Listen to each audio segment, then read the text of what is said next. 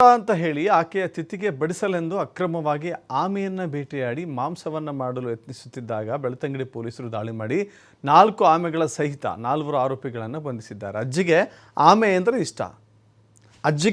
ಇಷ್ಟ. ಸೊ ಆಮೆಯನ್ನು ಆಕೆಯ ತಿಥಿಯ ದಿನ ಮಾಂಸ ಮಾಡಿ ಬಡಿಸಬೇಕು ಅಂತ ಹೇಳಿ ಅಜ್ಜಿಯ ಆಸೆಯನ್ನು ಈಡೇರಿಸುವ ಹೋಗಿ ಅಕ್ರಮ ಕೂಪದಲ್ಲಿ ಸಿಲುಕಿ ಹಾಕಿಕೊಂಡಿದ್ದಾರೆ. ಕೇರಳ ಕಾಸರಗೋಡಿನ ಮಣಿಕಂಠ, ಮಂಗಳೂರು ನಗರದ ಮುಲ್ಕಿಯ ರಾಜೇಂದ್ರ, ಮೂಡುಬಿದಿರೆ ಶಿರ್ತಾಡಿಯ ವಿಘ್ನೇಶ್, ಬೆಳ್ತಂಗಡಿಯ ಪ್ರಶಾಂತ್ ಎಂಬುವರ ವಿರುದ್ಧ ವನ್ಯಜೀವಿ ಸಂರಕ್ಷಣಾ ಕಾಯ್ದೆ ಅಡಿಯಲ್ಲಿ ಪ್ರಕರಣವನ್ನು ದಾಖಲಿಸಲಾಗಿದೆ. ಬೆಳ್ತಂಗಡಿಯ ಸೋಮವತಿ ನದಿಯಲ್ಲಿ ಅಕ್ರಮವಾಗಿ 4 ಆಮೆಗಳನ್ನು ಬೇಟೆಯಾಡಿ ನದಿ ಬದಿಯಲ್ಲಿ ಮಾಂಸ ಮಾಡಲು ಪ್ರಯತ್ನ ಮಾಡ್ತಾ ಇದ್ರು. ಈ ಬಗ್ಗೆ ಖಚಿತ ಮಾಹಿತಿಯನ್ನು ಪಡೆದ Belthangady sub inspector Anand M ನೇತೃತ್ವದ ತಂಡ ದಾಳಿ ಮಾಡಿತು. 4 ವಶಕ್ಕೆ ಪಡೆದು ಅವರ ಬಳಿಯಿದ್ದ 4 ಆಮೆಗಳನ್ನು ಜಪ್ತಿ ಮಾಡಿದ್ದಾರೆ.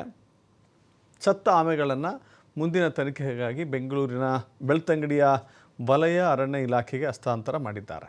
ಆರೋಪಿಗಳು ತಮ್ಮ ಅಜ್ಜಿ ದೇವಮ್ಮ ಅವರ ಉತ್ತರ ಕ್ರಿಯೆ ಕಾರ್ಯಕ್ರಮಕ್ಕಾಗಿ ಬೆಳ್ತಂಗಡಿಗೆ ಆಗಮಿಸಿದ್ರು.